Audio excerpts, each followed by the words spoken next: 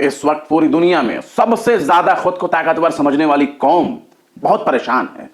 खुद को सबसे ताकतवर समझने वालों में ना तो इस्लाम है और ना ही ईसाइयत। गिरवा टोला तो खुद को कहीं देखता भी नहीं। यहूदियों को दुनिया के हर छोटे बड़े ओहदे पर देखा जाता है। दुनिया का कोई भी शोबा ही क्यों ना हो, हर क्षेत्र में, हर मामले में यहूदियों का दबदबा देखने को मिल जाएगा।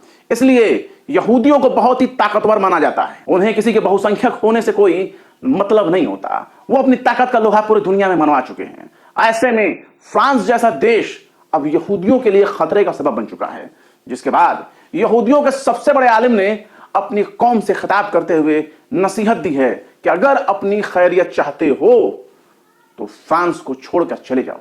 किसी ऐसे मुल्क में चले जाओ जहां तुम्हारी तहफ्फुज हो सके, जहां तुम्हारी पहचान बचाई जा सके, जहां तुम्हारे ऊपर कोई खतरा ना हो। जय हिंद दोस्तों, मैं हूं शम्स तबरेज और आप देख रहे हैं टाइम्स मेल। फ्रांस के यहूदी आलिम कह रहे हैं अपनी कौम से कि जितनी जल्दी हो सके यहूदियों फ्रांस छोड़कर किसी और देश में चले जाओ, या तो इजराइल चले जाओ या फिर दूसरे देश में चले जाओ जहां तुम्हारी पहचान को बचाया जा सके, जहां तुम पर कोई खतरा ना हो। पर सवाल है कि फ्रांस जैसे देश में मुसलमान बहुत ही छोटी आबादी में है, जिसका वजूद खुद ही खतरे में रहता है हमेशा। तो फिर मुसलमानों के बजाय यहूदियों को क्यों फ्रांस छोड़कर दूसरे देश में जाने के लिए कहा जा रहा है? दरअसल 7 अक्टूबर को हमास के हमले के बाद इजराइल ने जब फलस्तीनियों पर हमला करना शुरू किया, गाजा में आम लोगों पर हमला करना शुरू किया, मिलिट्री ऑपरेशन मासूम औरतों, बच्चों, नौजवानों, यहां तक कि बुजुर्गों पर चलाना शुरू किया, और उसके बाद जो गाजा से तस्वीरें सामने आईं, उन्होंने न सिर्फ इजराइल बल्कि पूरी दुनिया में यहूदियों को जवाबदेह ठहरा दिया। दुनिया के कई इलाकों में अब बेचारे यहूदी अपनी नजरें चुरा रहे हैं। नेतन्याहू की इस काली करतूत का खामियाजा अब दुनिया भर के यहूदी भुगत रहे हैं। इजराइल आधिकारिक तौर पर एक यहूदी देश है, यहूदी ज्यूइश मुल्क है, लेकिन इजराइल के जरिए फलस्तीनियों का कत्लेआम ने पूरी दुनिया में यहूदी कौम की इज्जत को खाक में मिला दिया। आज यह हाल हो गया है कि फ्रांस जैसे देश में यहूदियों को सिर उठाकर चलने में शर्म आ रही है। आज यह हाल हो गया है कि ब्रिटेन और अमेरिका जैसे देशों में यहूदियों के बारे में ख्यालात बदल रहे हैं लोगों के। यहूदियों के खिलाफ ये वो नफरत है जो हजारों साल से चली आ रही है। फलस्तीन पर कब्जे के बाद जब इजराइल का वजूद कायम हुआ, तब यहूदियों ने खुद को ताकतवर महसूस करना शुरू कर दिया। पर गाजा में आम फलस्तीनियों के कत्लेआम ने यहूदियों के खिलाफ नफरत में मजीद इजाफा कर दिया।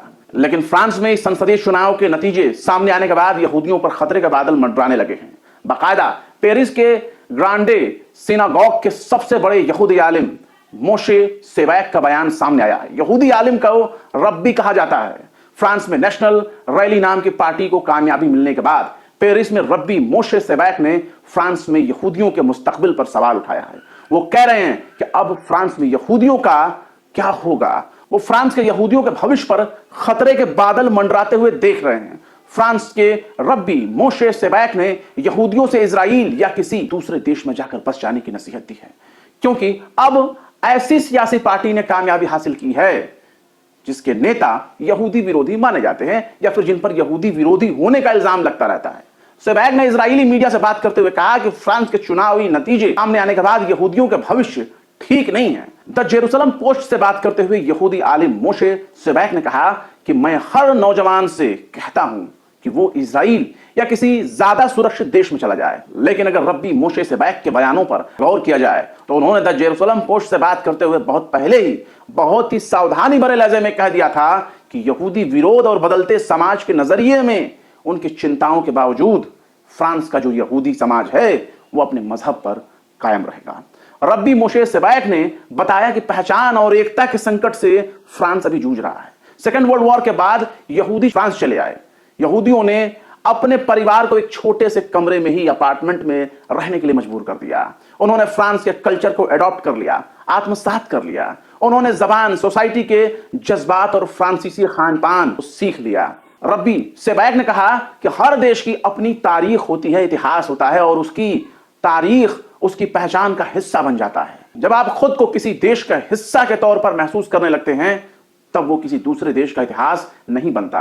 कई पीढ़ियों के बाद फ्रांस का यहूदी बहुत ही ज्यादा फ्रांसीसी हो चुका है और खुद को फ्रांसीसी महसूस करता है। रब्बी ने मुसलमानों का नाम लिए बगैर इशारतन उन्होंने कहा कि जब दूसरे देशों से आने वाले जिंदगी की तलाश में फ्रांस आए, तब उन्होंने कुछ यहूदियों की तरह घुल मिल कर जीना नहीं सीखा।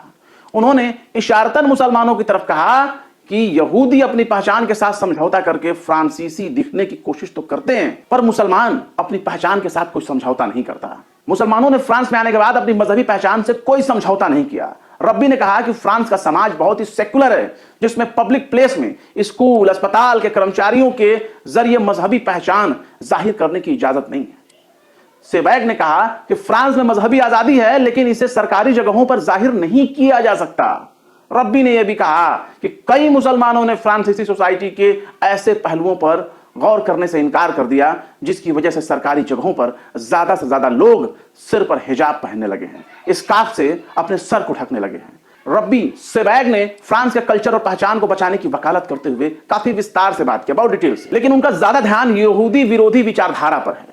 सेबैग ने कहा कि कई जगहों पर असंगठित अप्रवासियों के समूह हैं, जहां दक्षिणपंथी ताकतवर तो होते हैं, लेकिन नेशनल रैली के संस्थापक जीन मैरी ले पेन नाजियों के लिए हमदर्दी रखते हैं और उन पर यहूदी विरोधी होने का इल्जाम भी लग चुका है। फ्रांस का यहूदी लॉबी अब तक चुनाव में राष्ट्रपति इमैनुअल मैक्रों के गठबंधन को समर्थन दे चुका था। चूंकि मैक्रो इजराइल की हिमायत करते हैं, लिहाजा यहूदियों ने मैक्रो गठबंधन को वोट देने की अपील की थी, लेकिन उनके नेताओं के दौर में यहूदी विरोध की भावनाओं में काफी इजाफा हुआ था। इसके बावजूद भी इमैनुअल मैक्रों को वोट देने की अपील की गई यहूदियों के जरिए। हालांकि अगर गौर से देखा जाए तो ज़ायोनिस्ट विचारधारा या ज़ायोनिस्ट आइडियोलॉजी के खिलाफ दुनिया भर में विरोध देखा जा रहा है। ज़ायोनिस्ट आइडियोलॉजी को नस्लवादी विचारधारा माना जाता है, जो खुद को पैदाइशी और नस्ली आधार पर दूसरों से काफी ज्यादा बेहतर, उच्च मानते हैं, बाकी लोगों को कमतर समझते हैं। फलस्तीन में इजराइल के नरसंहार का जब विरोध पूरी दुनिया में होने लगा, तब नेतन्याहू ने इसे यहूदी विरोध का नाम देना शुरू कर दिया। हालांकि यहूदियों की एक बड़ी आबादी फलस्तीन की हिमायत करती है और खुले तौर पर इजराइल का विरोध भी करती है, लेकिन नेतन्याहू ने ज़ायोनिस्ट आइडियोलॉजी के खिलाफ विरोध करने वालों को यहूदी विरोधी कहना शुरू कर दिया। फ्रांस में भी कुछ ऐसा ही हो रहा है, लेकिन उस विरोध पर यहूदियत का जामा पहनाया जा रहा है, ताकि दिखाया जा सके कि देखो देखो यहूदियों के खिलाफ कितना नफरत फैल रहा है, कितना नफरत बढ़ता जा रहा है।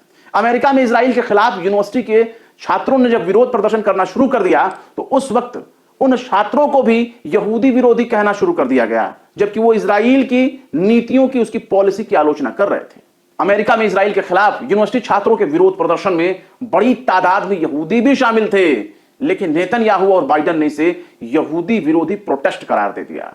हैरानी की बात है कि फ्रांस जैसे इतने ताकतवर देश में जब भीतर तक ज़ायोनिस्ट बैठे हुए हैं, तो फिर यहूदी इतना खतरा क्यों महसूस कर रहे हैं?